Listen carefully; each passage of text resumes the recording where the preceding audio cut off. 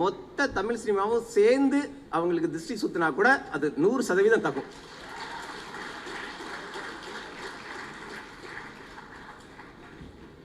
படம் ஆரம்பிச்சதுலேருந்து முடிகிற வரைக்கும் வயிறு குலுங்க சிரிச்சு ஒரு படம் பார்த்து பல வருஷம் ஆச்சு. மனசு இருக்கிற பிரச்சனைகளுக்கு சார் இப்பேற்பட்ட படம் 2 வருஷத்துக்கு ஒரு தடவை தேவை அவசியம். அதுக்காக இது ஒரு நகைச்சுவை படமா காமெடி படமா அப்படியெல்லாம் இல்லை. அப்படியெல்லாம் நம்ம கடந்து போயிடவே முடியாது. எப்படி இவ்வளவு பெரிய உடம்புல வியாதி வர்றப்போ ஒரு சின்ன இடத்துல இன்ஜெக்ஷன் போடுறோமோ அந்த மாதிரி கிடைச்ச இடத்துல எல்லாமே பகுத்தறிவு கருத்து தொடங்கி மண் சார்ந்த விஷயங்கள் தொடங்கி வாழ்வியல் தொடங்கி ஒரு பெண் சுயம்புவா நிக்கணுங்கிற தன்னம்பிக்கை ஊட்டுற வரைக்குமான பல விஷயங்களை இயக்குனர் அசால்ட்டா பண்ணியிருக்காரு இந்த படத்துல. நிச்சயமா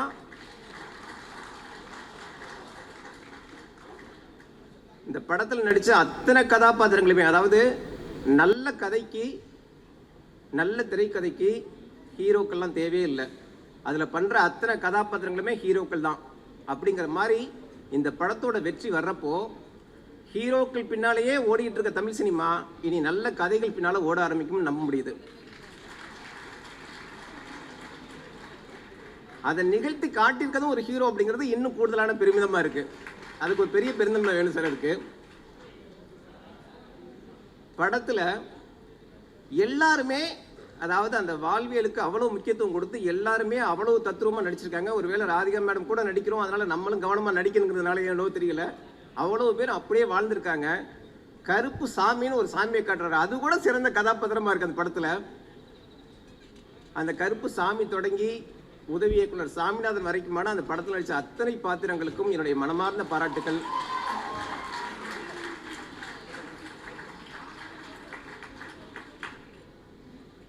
தம்பி சிவகார்த்திகேயன் பற்றி ஒரே ஒரு விஷயம் முக்கியமாக சொல்லணும். கொட்டுக்காளி படம் ரிலீஸ் ஆனப்போ அவரை நான் சந்திக்க போயிருந்தேன். படம் ஜெயிச்சா நான் சம்பாதிச்சுக்க போறேன்னு, படம் தோத்தா அந்த கடனை நான் ஏற்றுக்க போகிறேன். ஆனால் இந்த படம் தேட்டருக்கு வரலாமான்னு எப்படி நான் கேட்குறாங்க அப்படின்னாரு. ரொம்ப ரொம்ப நியாயமான கேள்வி. அதுக்கு அப்பாற்பட்டும் ஒரு சில விமர்சனங்கள் யூடியூப்பில் ஒன்று போயிட்டுருக்கு. நடித்தமா சம்பாரிச்சமான்னு இல்லாமல் எதுக்கு இருக்கு இந்த தயாரிப்பு வேலையெல்லாம் அப்படின்னு ஒரு யூடியூப்பில் ஒருத்தர் பேசிட்டு இருக்கிறாரு. 2 பேரும் கேட்குறோம். அப்போ சிவகார்த்திகேயன் தம்பி எந்த பதிலும் சொல்லலை, இன்முகமாக சிரிச்சார் லைட்டாக. அப்போவே நினச்சேன் இதுக்கு தரமான ஒரு பதிலடி இருக்குது அப்படின்னு. அந்த பதிலடி தான் தாய்க்கிழவி படம். வேலைக்காரன் படம், அவர் நடிப்பில் வேலைக்காரன் படம் ரெடியான ஒரு சூழல். அந்த தேதியில் அந்த படத்தை தொடங்க முடியாத ஒரு நெருக்கடி, ஒரு சில தயாரிப்பு தரப்பையும் சரி பெப்சி மாதிரியான அமைப்புகள் மூலம் ஒரு சில நெருக்கடி. சொன்ன தேதியில் தொடங்க முடியாத சூழல். நான் தம்பியை பார்க்க போனப்போன்னு சொன்னேன், சரி தம்பி ஒரு சில நெருக்கடிகள் அப்படின்னா தள்ளி போடலாம், அதனால என்ன அப்படின்னு. இல்லைண்ணே சொன்ன தேதியில் ஆரம்பிச்சிருவோம், ஒரு நாள் ஷூட்டிங் ஆச்சு நடத்திடுவோம், அதுக்கப்புறம் அது டிலே ஆனால் பரவாயில்லண்ணே, ஆனால் சொன்ன தேதியில் ஷூட்டிங் நடத்தி ஆகணும் அப்படின்னாப்புல. இவ்வளோ பிடிவாதம் தேவையா தம்பி அப்படின்னு. நெருக்கடிகளை தாண்டுற ஆளா சினிமாவில் மட்டும் நடித்தா போதுமானே அப்படின்னாரு. சொன்னது மட்டும் இல்லை, அந்த சொன்ன தேதியில் வேலைக்காரன் படத்தை தொடங்கி அட்டகாசமாக அதை நடத்தி முடிச்சும் காமிச்சாரு. அன்னையிலேருந்து சிவகார்த்திகேயன் தம்பி இன்னைக்கு வரைக்கும் பார்த்துட்டு இருக்கேன். அந்த வேகத்தில் துளி குறையில, அவருடைய நிதானம் பக்குவம் எல்லாமே பார்த்தா, அதாவது ஒரு பத்திரிகைக்காரனா நான் பார்த்து மிரண்டு போயிருக்கேன். அதை பார்த்து நான் கூட சொல்லியிருப்பேன், தம்பி ஒரு 60-70 வயசுலாம் உங்களுக்கு பிரச்சனை வந்தா இதெல்லாம் என்னோட 20வது வயசுலேயே பார்த்துட்டேன்ப்பான்னு அவர் அசால்ட்டாக கால் மேலே கால் போட்டு தூங்கலாம். அப்பேற்பட்ட அனுபவம் பக்குவம் அவருக்கு இருக்கு. விமர்சனங்களை அவர் ஒருபோதும் அவர் ஒரு எதிர்ப்பை நினைக்கிற ஆளே கிடையாது. விமர்சனங்களை நல்லபடி ஏற்றுக்கிறவர். அவர்கிட்ட பல தடவை பார்த்து பேசி பழகின விதமாக நான் சொல்கிறேன். எந்த விமர்சனத்தையும் அவர் உதாசீனப்படுத்தல், ஏற்றுப்பார். நியாயமான விமர்சனங்கள் இருந்தால். ஆனால் அது வன்மமாக மாறுறப்போ அவர்கிட்டேருந்து எந்த பதிலையுமே நான் பார்த்ததில்லை. இன்முகமாக கடந்து போகிறது மட்டுமா தான் இருக்கும். ஒரே ஒரு வார்த்தையை மட்டும் நான் சொல்லிக்கிறேன், ஏன்னா நேரம் இல்லை, நிறைய பேச நினச்சேன், நேரம் இல்லை. கொக்கு ஒருபோதும் கெளுத்தி மீனை விழுங்காது. ஏன்னா கெளுத்தி மீனை சாப்பிட்டுச்சுன்னா கெளுத்தி மீனோட முள்ளு கொக்கோட கழுத்தை கொதறி சாகடிச்சிடும், கொக்கை சாகடிச்சிடும். இயல்பான யதார்த்தமான கருத்துக்களாக இருக்கட்டும், எதிர்வினைகளாக இருக்கட்டும், விமர்சனங்களாக இருக்கட்டும், அதை பற்றி பிரச்சனை இல்லை. ஆனால் வன்மங்களால் சிவகார்த்திகேயனை வீழ்த்திட முடியும் நினைச்சு காத்திருக்கிற 1000 கொக்குகளுக்கு சொல்லிக்கிறேன், சிவகார்த்திகேயன் ஒரு கெளுத்தி மீன். நன்றி, வணக்கம். எல்லாருக்கும் வணக்கம். ஒரு படம் 1000 கோடி வசூல் பண்ணுச்சுன்னா ஒரு ப்ரொடக்ஷன் கம்பெனி எவ்வளோ சந்தோஷப்படுமோ, எவ்வளோ பெருமைப்படுமோ, அதை விட பெருமை ஒரு புது டீமை இன்ட்ரடியூஸ் பண்ணுறதுல கிடச்சிரும். ஏன்னா எஸ்கே ப்ரொடக்ஷன்ஸ் ஆரம்பத்திலிருந்தே புதுசாக டீம்ஸை இன்ட்ரடியூஸ் பண்ணுற நல்ல கதைகளை தேர்ந்தெடுத்து பண்ணிகிட்ருக்காங்க. இப்போ இங்கே பார்த்தோம் ஸ்டேஜில் வந்து இது என்னோடய முதல் மேடைன்னு சொல்கிறாங்க. டிஓபி வந்து பேசுகிறப்ப எப்படி பேசுகிறதுன்னு தெரியாமல் அது எல்லாமே ரொம்ப அழகாக இருக்குது பார்க்குறதுக்கு. ஏன்னா அவங்க எத்தனையோ வருஷம் கஷ்டப்பட்டு இந்த இடத்துல வந்து நிற்கிறப்ப அவங்களுக்கு கண்ணீர் வருது. நான் முதல் செக் வாங்குறப்ப சைன் பண்ணுறப்ப எனக்கு வந்த கண்ணீர், சிவா அவர் முதல் நாள் வந்து இந்த மாதிரி ப்ரொடக்ஷனில் ஓகே சொல்லிட்டாங்கன்னு சொன்னப்போ அவருக்கு வந்த கண்ணீர், இந்த மாதிரியான சந்தோஷங்களை எல்லாத்தையும் எஸ்கே ப்ரொடக்ஷன் பார்த்துட்ருக்கு. ஸோ அது எப்படின்னா இப்போது எவ்வளோ கஷ்டப்படுறோமோ அவ்வளோ சந்தோஷம் இருக்கும். 6 மாதம் கஷ்டப்படுறோம் அப்படின்னா நம்மளுக்கு இவ்வளோ சந்தோஷம் இருக்குன்னா, ஒரு 10 வருஷம் கஷ்டப்பட்டு ஏதாவது ஒரு கம்பெனியில் ஓகே சொல்லிட மாட்டாங்களான்னு நினச்சிட்டு இருக்கிறப்ப சிவகார்த்திகேயன் ப்ரொடக்ஷன்ஸில் ஓகே சொல்லிட்டாங்கன்னு கேட்குறப்ப அதோட சந்தோஷமே வேறு. சிவா என்கிட்ட சொன்னப்போ அப்படி தான் இருந்தது.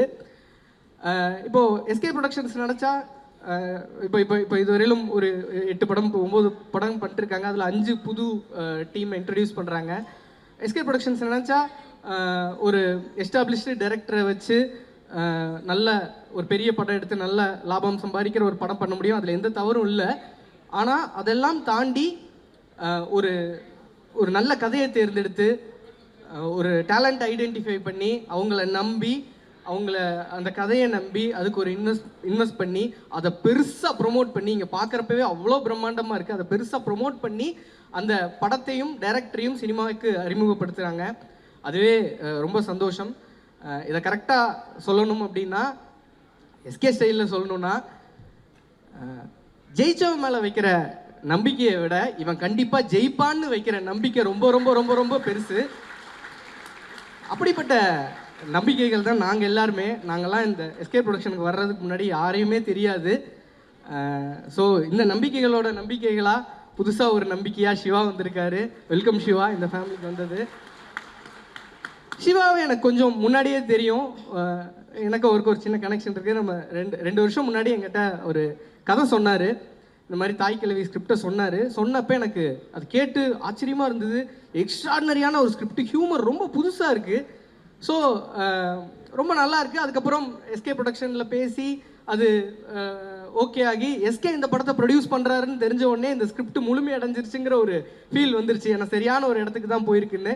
அதுக்கப்புறம் அந்த படம் டேக் ஆஃப் ஆக அதை பற்றின பட்ஜெட் பேச ஆர்டிஸ்ட் எல்லாம் பேசுகிறப்ப எனக்கு ஒன்று புரிஞ்சுது. ஏன்னா சிவா வந்து ஒரு 2 வருஷம் முன்னாடி ஸ்கிரிப்ட் சொன்னப்போ என்ன விஷன் இருந்ததோ, என்ன ஸ்கேலில் அவர் யோசிச்சாரோ அதை விட 2 times 3 times மல்டிப்ளை ஆகிட்டே போயிட்டுருக்கு.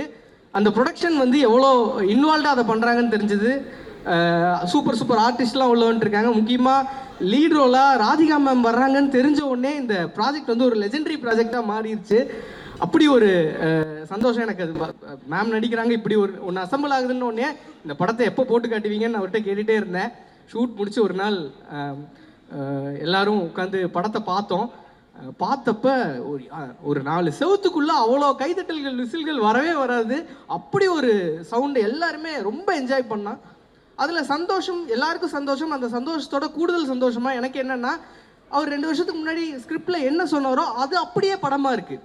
நான் கேட்டேன் அவர்கிட்ட, சிவா ப்ரொடக்ஷனில் உங்ககிட்ட கரெக்ஷன்ஸ் எல்லாம் எதுவும் பெருசாக சொல்லலையா அப்படிங்கிற மாதிரி கேட்டேன். இல்லை நான் எஸ்கே சார்கிட்ட கேட்டேன். அவர் என்ன சொன்னார்னா, இது உங்களோட விஷன், நீங்கள் பண்ணுங்கள், என்னால் எவ்வளோ சப்போர்ட் பண்ண முடியுமோ நான் சப்போர்ட் பண்ணுறேன் அப்படின்னு சொல்லிட்டாரு. ஒரு ப்ரொடியூசர் வாயிலிருந்து இப்படி ஒன்று வரவே வராது. அப்படி ஒரு சப்போர்ட் வந்து எஸ்கே உங்களுக்கு கொடுத்துருக்காரு. கையை பிடிச்சி கூட்டிகிட்டு வந்திருக்காரு. ஒரு எஸ்கேவை ஹீரோவாக எல்லாருக்கும் தெரியும்.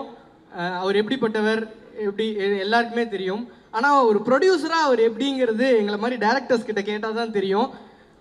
ஒரு எக்ஸ்ட்ராடினரியான ஒரு ப்ரொடியூசர். அவர் சிவாட்ட சொன்னதும் நீங்கள் எந்த டிஸ்டர்பன்ஸ் இல்லாமல் படம் எடுங்க, அதுக்கு தேவையான எல்லாத்தையும் நான் பண்ணி கொடுப்பேன் அப்படின்னு தான் சொல்லியிருந்தார். அவர் வந்து முழுசாக படத்தை ஓன் பண்ணிட்டார். எப்படின்னா, இப்போ ஒரு ப்ரிவியூவில் வந்து ப்ரிவியூ எல்லாம் பார்க்குறாங்க, படம் பார்த்துட்டு எல்லாரும் சூப்பர் அப்படின்னு சொல்கிறாங்க, டேரக்டர் வந்து சூப்பராக பண்ணிட்டார் அப்படின்னா சிவா எவ்வளோ சந்தோஷப்படுறாரோ அதை விட அதிகமாக சந்தோஷம் எஸ்கே பட்டு இருக்காரு. ஒவ்வொரு இடத்துலையும் டேரக்டரை பற்றி பேசுகிறப்பெல்லாம் அவர் ரொம்ப சந்தோஷப்படுறாரு. இது விவரம் தெரியாதவன் யாராவது பார்த்தானா அவர்கிட்ட போய் கேட்டுருவா, சார் நீங்களா டேரக்டர் அப்படின்னா, இல்லைங்கண்ணா. அப்புறம் ஏங்க இவ்வளோ சந்தோஷப்படுறீங்க அப்படின்னா, அவருக்கு வந்து இந்த லாபங்கள், இந்த படம் ஒரு பெரிய லாபத்தை ஈட்ட போகுது, அதெல்லாம் தாண்டி ஒரு டேலண்ட் ஐடென்டிஃபை பண்ணியிருக்கோம், அவரை எல்லாரும் புகழ்றாங்கிறத அவர் ரொம்ப பர்சனலாக எடுத்துக்கிறாரு. ஸோ இந்த படம் ரொம்ப பெரிய படமாக வந்திருக்கு. கண்டிப்பாக பாருங்கள், தேட்டரில் போய் பாருங்கள். எல்லாத்தோட ஒரே ஒரு விஷயம், சிவா வந்து ஒரு நாள் என்கிட்ட ரொம்ப எமோஷ்னலாக ஃபீல் பண்ணி ஒரு விஷயம் சொன்னார். இந்த மாதிரி எனக்கு வந்து இந்த அடையாளம் வந்து கொடுத்தது வந்து எஸ்கே ப்ரொடக்ஷன்ஸ் தான். நான் இதுக்கப்புறம் எனக்கு நல்ல ஸ்கிரிப்டுகள் எனக்கு வர்றப்ப என்கிட்ட யாராவது சொல்கிறாங்கன்னா நான் கண்டிப்பாக எஸ்கே ப்ரொடக்ஷனில் வந்து நான் அதை சொல்லுவேன், அவங்களையும் இன்ட்ரடியூஸ் பண்ணுவேன். என்ன மாதிரியே இன்னும் நிறைய பேருக்கு இந்த மாதிரியான வாய்ப்புகளை கொடுப்பேன்னு சொன்னார். சிவா சூப்பர், இதை அடுத்தடுத்து பண்ணுங்கள், நல்ல கதைகள் வரட்டும். எஸ்கே ப்ரொடக்ஷன் இது மாதிரி நிறைய புது இயக்குநர்களை கொண்டு வரட்டும், நல்ல நல்ல கதைகள் படமாகட்டும். தமிழ் இண்டஸ்ட்ரி ரொம்ப ஹெல்த்தியாக இருக்கட்டும். எல்லாருக்கும் ரொம்ப நன்றி. தாய்க்கிழவி படத்தை 27ஆம் தேதி போய் பாருங்கள். ரொம்ப நன்றி. தேங்க்யூ.